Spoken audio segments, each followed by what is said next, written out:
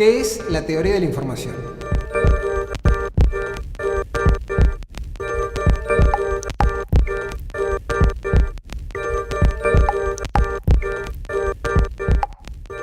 La teoría de la información es una disciplina que se ocupa de cómo almacenar y transmitir información entre dispositivos. Esencialmente buscamos cómo representar algún tipo de información mediante secuencias de unos y ceros. Esos unos y ceros se denominan bits y es lo que utilizan las computadoras para representar cualquier tipo de información. Letras, números, sonido, imágenes. Una de las grandes áreas de investigación es la compresión de datos, donde buscamos representaciones que utilicen pocos bits para la información que nos interesa. De esa forma la podemos transmitir rápidamente o almacenarla en poco espacio de un disco rígido o de un CD. Otra de las grandes áreas es la codificación para corrección de errores. Aquí buscamos representaciones tales que si se pierden o se alteran algunos de esos unos y ceros, porque se rayó el CD, por ejemplo, de todas formas podamos recuperar el contenido original que teníamos almacenado. Toda esta teoría nació en el año 1948 con una publicación de Claude Shannon de los laboratorios Bell en Estados Unidos. A Shannon se le ocurrió una forma muy general de modelar lo que él llamó un canal de comunicaciones. De un lado, un transmisor envía bits, uno por vez. Del otro lado, un receptor recibe esos datos, pero el canal puede modificar, introduciendo errores, algunos unos por ceros y viceversa, al azar. La probabilidad con que ocurren estas alteraciones depende del fenómeno físico particular que estemos modelando. Lo importante es que el mismo tipo de modelo sirve para modelar errores de lectura en un CD debido a rayaduras o errores de comunicación entre teléfonos celulares debido a interferencia. De esta forma, Shannon obtuvo resultados fundamentales con una gama de aplicaciones amplísima y fundó las bases teóricas que utilizamos hasta el día de hoy.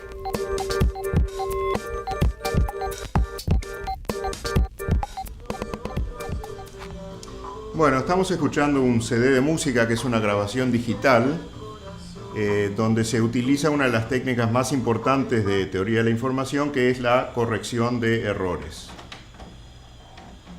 En la codificación para corrección de errores se utiliza algo muy natural, que es la redundancia. Cuando nosotros hablamos por teléfono o alguna línea de comunicación ruidosa, tendemos a repetir las cosas para que el que las escucha las pueda entender. Aquí se hace algo similar, pero con técnicas matemáticas muy sofisticadas que permiten reconstrucción de información de manera mucho más eficiente. Este CD ahora tiene este tajo que ustedes ven aquí, donde se han perdido millones de bits, muchos millones de bits. Y vamos a probar a ver si de todas maneras lo podemos escuchar.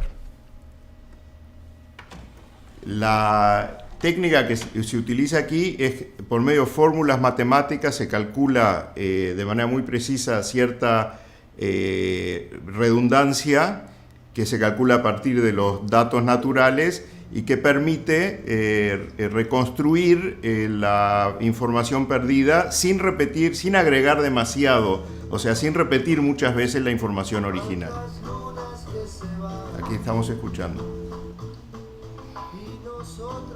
La compresión de datos es el proceso de reescribir un archivo de forma que ocupe la menor cantidad de bits posibles, conservando la información de interés del archivo.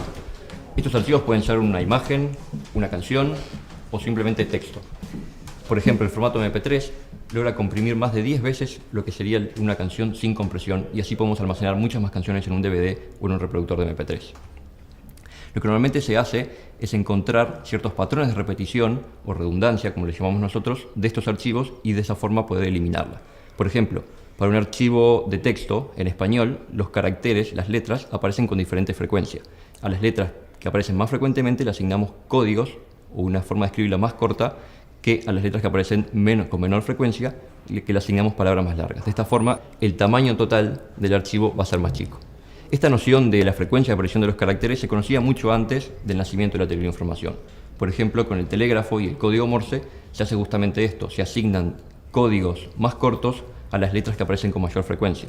Por ejemplo, la E es la letra más frecuente del inglés y del español y tiene un código más corto que la Z, que es una letra menos frecuente. Esta noción de diferente cantidad de letras y diferente frecuencia de aparición ya se conocía con las antiguas imprentas de tipos móviles. Estas imprentas tenían cajones donde se guardaban cada una de las letras, donde había más espacio para guardar letras E, pues aparecían con mayor frecuencia y no se podían quedar sin letras E al armar una hoja. Hoy en día, los algoritmos que realizan la compresión de datos no tienen una tabla fija como utiliza Morse, sino que analizan los datos y encuentran con esas redundancias. De esta forma, se pueden codificar archivos que son texto, una imagen, audio o una planilla de cálculo, y de esta forma lo van a comprimir cualquier archivo sin saber el tipo de información que hay dentro.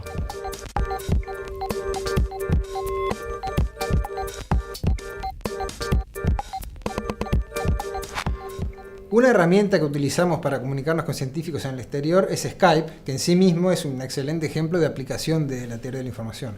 Por ejemplo, acá tenemos a Marcelo Weinberger hablando con nosotros desde Hewlett Packard. Aquí en el laboratorio de la empresa Hewlett Packard investigamos la teoría de la información y sus aplicaciones. Y una aplicación fundamental es en el procesamiento de imágenes, por ejemplo, para comprimirlas o quitarle ruido.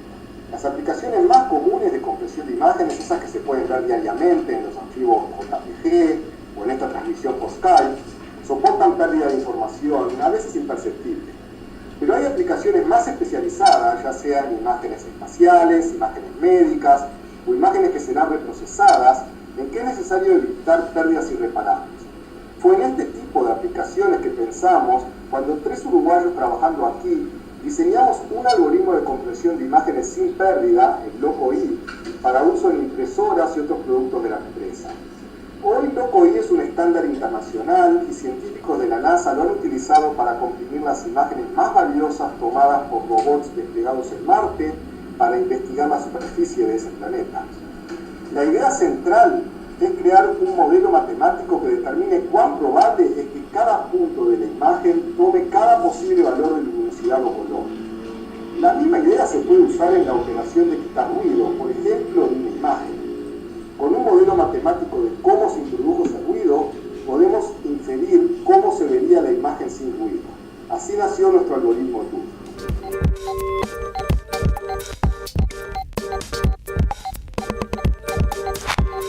Uno de los grandes éxitos de la teoría de la información tiene que ver con las comunicaciones inalámbricas, que hoy se usan muy comúnmente en todo el mundo. A veces las teorías parecen muy abstractas y sin embargo realmente influyen en nuestra vida cotidiana. Fíjense que hace 20 años la mitad de la población mundial nunca había hecho una llamada por teléfono, nunca había usado un teléfono en su vida. Y ahora, en la mayoría de los países, incluyendo varios del África, hay más teléfonos que personas, incluyendo por supuesto los fijos y los móviles. Ustedes dirán, no se precisó la teoría de la información para que existiera el teléfono. No, pero no se sabía hasta dónde se podía llegar, porque no estaba en estado científico ese conocimiento. Se pudo saber que los cables telefónicos, los cables de cobre que llegan a nuestras casas, permitían mandar señales en mucho más cantidad que la señal del habla. Y gracias a la compresión de señal, se puede llegar a transmitir hasta video en movimiento a través de esos viejos cables telefónicos, nuestra querida inversión. Y después, claro, se empezó a aplicar a la transmisión inalámbrica en forma muy intensa, a aplicar esa capacidad de recuperar señal en el ruido, y eso ha permitido una difusión de las comunicaciones, tanto de voz como de internet, como de datos, prácticamente universal, en la que queremos seguir avanzando.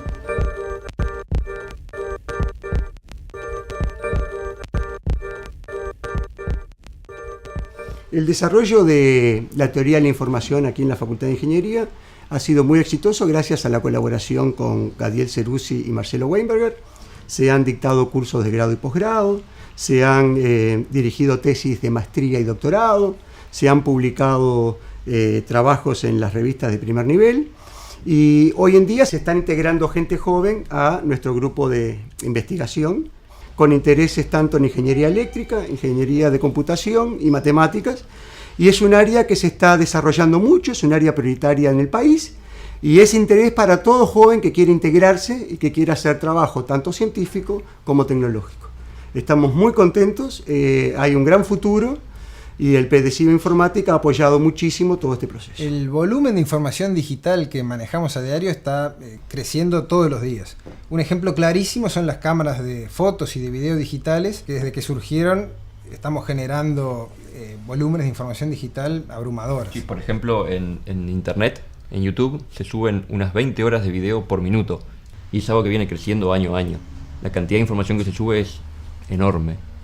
Bueno, fenómenos como ese y en general la explosión que ha tenido Internet en este tiempo son posibles en parte gracias al desarrollo de las técnicas de compresión de datos y de corrección de errores que provienen de la teoría de la información. Y el éxito que ha tenido la teoría de la información en tan poco tiempo desde una perspectiva histórica se debe sin duda que contó desde el principio con bases teóricas bien fundadas, muy sólidas. De hecho, se puede ver que Shannon nos dejó uno de los mejores ejemplos que existen de matemática aplicada, donde a la vez uno hace la matemática profunda y abstracta, teórica, pero a la vez eso lleva a aplicaciones prácticas y de uso diario. Sí, algo que ya se podía ver justamente desde el inicio, y es una característica quizás distintiva de la teoría de la información y que tiene una estética muy particular, es que no solo se proponen formas de resolver un problema, sino que además se demuestra matemáticamente qué es lo mejor a lo que podemos aspirar, qué tan lejos o cerca estamos de ese óptimo.